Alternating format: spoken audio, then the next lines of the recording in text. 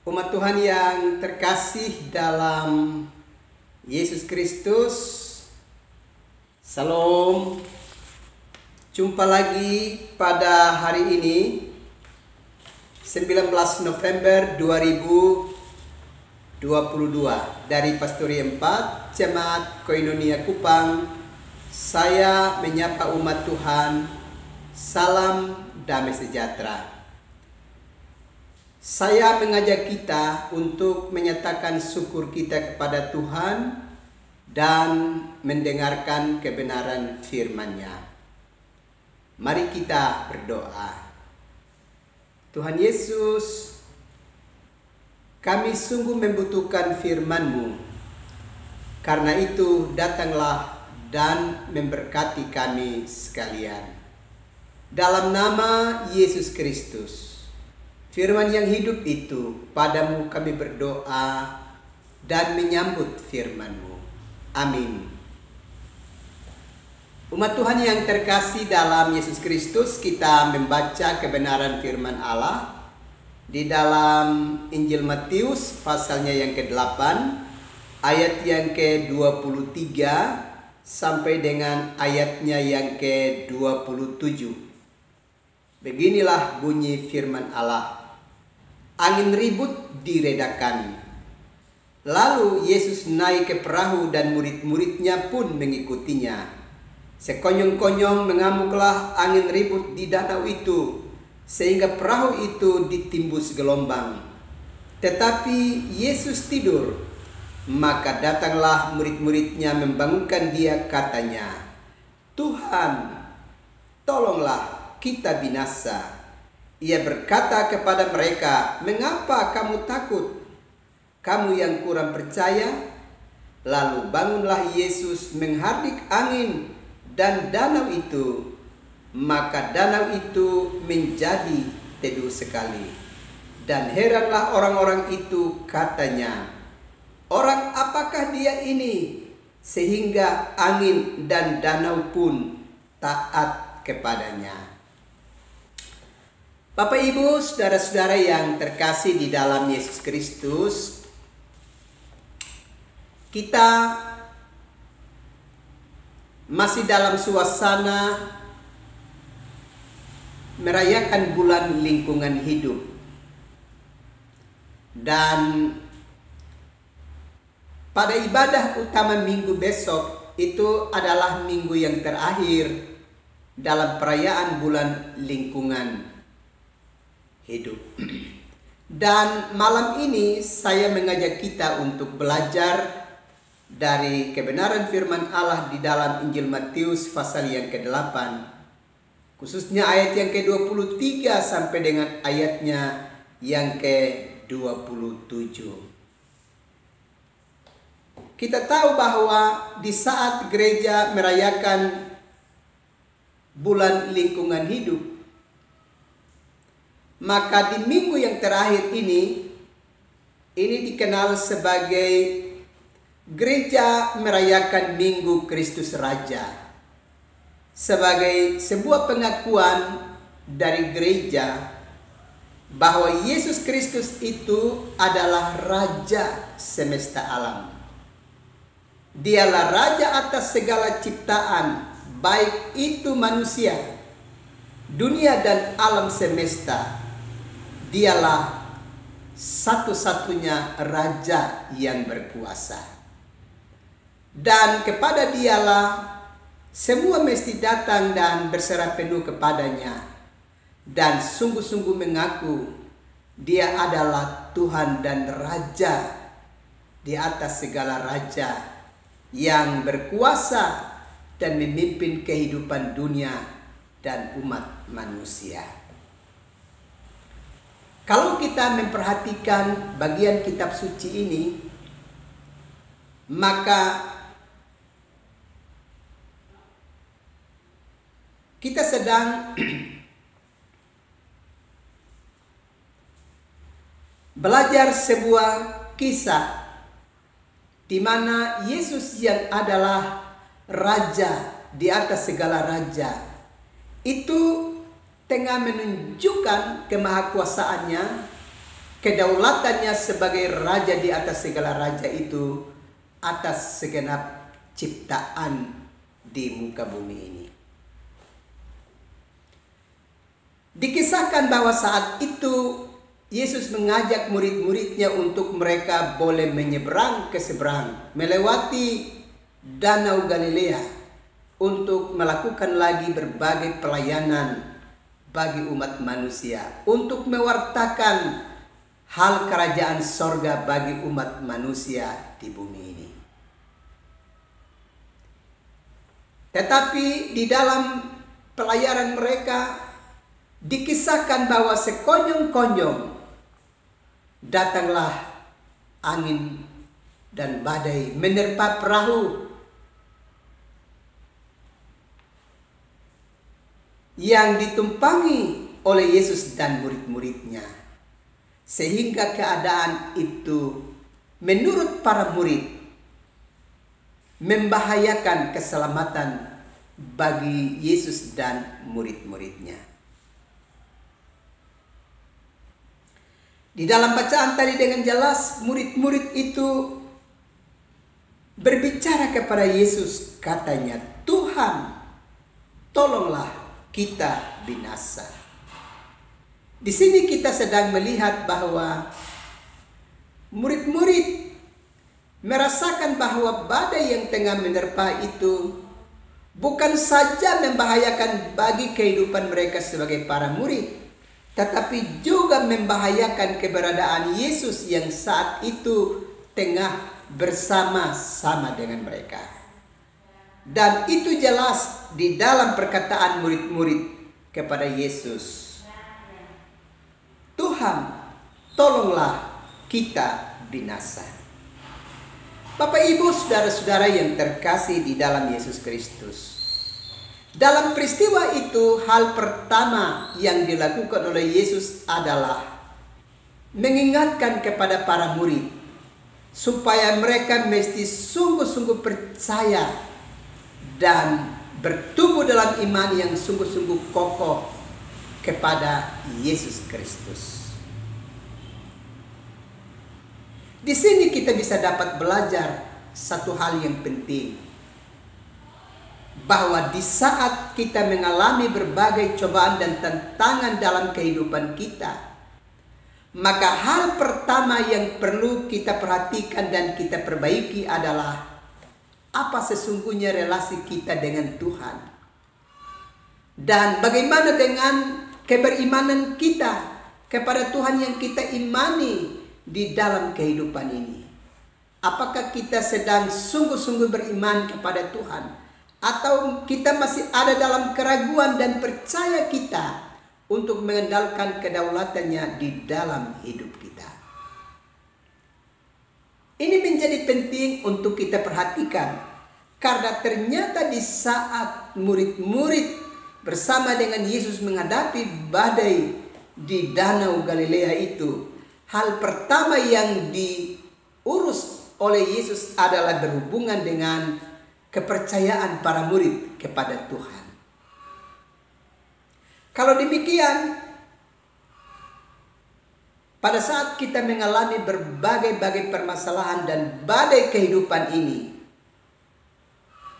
kita harus ingat bahwa yang pertama-tama mesti kita perhatikan dan perbaiki adalah keyakinan iman kita, kepercayaan kita kepada Tuhan. Itu menjadi hal yang utama dan terutama, sebab itu berkaitan dengan relasi kita kepada Tuhan. Mengapa pada saat kita berhadapan dengan berbagai badai kehidupan, pertama-tama kita harus memeriksa hubungan kita, kepercayaan dan keyakinan kita kepada Tuhan? Sebab kita belajar dengan sungguh bahwa Yesus yang kita yakini dan kita imani itu adalah Raja di atas segala raja. Dialah yang berkuasa atas segala ciptaan, baik manusia, dunia, dan alam semesta ini. Kalau demikian, segala bahaya, segala tantangan dan segala cobaan yang kita alami di dalam dunia Jangan pernah kita pertama-tama berurusan dengan soal cobaan dan tantangan itu. Tetapi yang pertama yang harus kita periksa dan kita perhatikan adalah apa relasi dan hubungan kita kepada Tuhan. Dengan demikian, maka melalui bacaan ini hal pertama yang kita pelajari adalah sebagai umat yang sedang percaya kepada Yesus Kristus sebagai Tuhan dan Juru Selamat bagi hidup kita, maka kita harus ingat bahwa kehidupan iman dan keyakinan kita dan kepercayaan kita, keberserahan kita kepada Yesus itu mesti hal yang pertama-tama kita perbaiki di tengah-tengah kehidupan kita, dan juga di tengah-tengah dan di saat dimana kita mengalami berbagai badai kehidupan. Mengapa ini perlu? Sebab kalau kita meyakini bahwa Yesus itu adalah Raja di atas segala raja, Dialah Raja di atas segala ciptaan, baik manusia, dunia, dan alam semesta ini, itu berarti Dia berkuasa untuk bisa mengatasi dan mengendalikan segala bahaya yang datang, yang ada di sekitar kita, di alam dan dunia di mana kita hidup. Dengan demikian, yang perlu kita perhatikan adalah bukan kekuatan dunia yang begitu hebat yang sedang menyerang kehidupan kita, tapi kita harus mempertanyakan tentang seberapa kuat kebergantungan kita dan keyakinan kita yang sungguh kepada Tuhan sebagai satu-satunya Raja di atas semesta ini. Ini hal pertama yang perlu kita perhatikan di dalam bacaan firman ini. Hal yang kedua yang perlu kita perhatikan adalah bahwa sekalipun kita sedang menyatakan iman dan percaya kita kepada Tuhan di dalam hidup ini dan mengikuti perintah-perintah Tuhan di dalam hidup kita, kita sudah harus pastikan bahwa tidak serta-merta kita dibebaskan dari berbagai-bagai cobaan dan tantangan yang ada di atas dunia ini, yang pada waktu dan keadaan tertentu bisa dapat menyerang kehidupan kita. Hal itu terbukti bahwa di saat para murid itu sedang berlayar bersama-sama dengan Yesus yang adalah Raja di atas segala raja itu, tetapi cobaan dan tantangan masih tetap datang dan menerpa kehidupan mereka. Kalau demikian, jangan pernah kita berpikir bahwa pada saat kita sudah beriman kepada Yesus, kita sudah percaya kepada Yesus, maka serentak dengan itu kita dapat dibebaskan sebebas-bebasnya dari berbagai tantangan dan cobaan di dalam kehidupan kita. Ada saja tantangan dan cobaan bisa akan terus menerpa kehidupan kita, dan kita mesti ingat bahwa tantangan dan cobaan yang menerpa kehidupan kita di dunia ini itu juga sebagai kesempatan untuk kita bisa dapat berefleksi seberapa kuat kita sungguh-sungguh beriman kepada Tuhan di dalam hari-hari hidup kita. Hal yang ketiga yang kita belajar dari kebenaran firman Allah ini adalah di saat kita mengalami berbagai-bagai cobaan dan tantangan dalam hidup ini, maka kepada siapa kita andalkan serta kita berseru dan memohon pertolongan daripadanya. Pada kisah ini kita belajar bahwa murid-murid ternyata berlari kepada Yesus dan meminta pertolongan kepada Yesus. Kalau demikian, maka pelajaran yang kita peroleh dari bacaan ini adalah apapun situasi dan kondisi kehidupan yang kita alami, yang rasanya membahayakan kehidupan kita, kita mesti tahu kemana kita mencari pertolongan, kemana kita berseru meminta bantuan dan pertolongan. Dan kita mesti sadar benar bahwa kepada Yesus sajalah sebagai satu-satunya tempat untuk kita datang dan meminta pertolongan daripadanya. Bapak Ibu, saudara-saudara yang terkasih di dalam Yesus Kristus.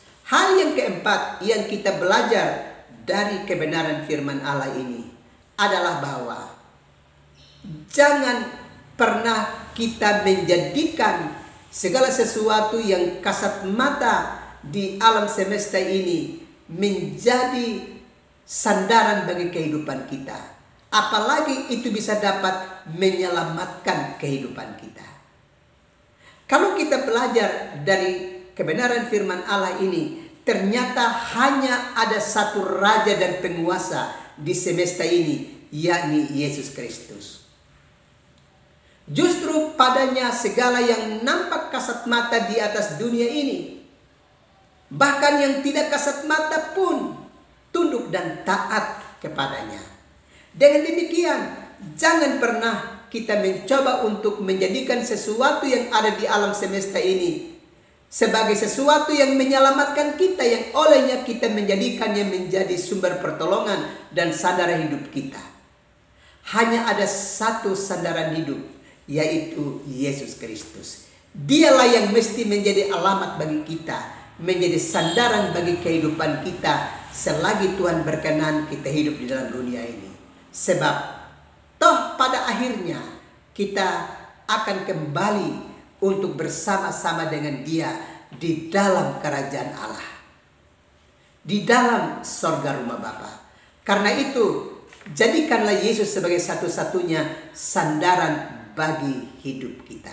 Sebab semua yang kasat mata maupun yang tidak kasat mata di atas dunia ini, seluruhnya tunduk dan taat kepada Raja di atas segala raja itu, yakni Yesus Kristus. Kiranya Tuhan menolong dan memberkati kehidupan kita sekalian. Amin. Mari kita berdoa. Terima kasih Tuhan untuk kebenaran firman-Mu yang sungguh telah memberkati kami.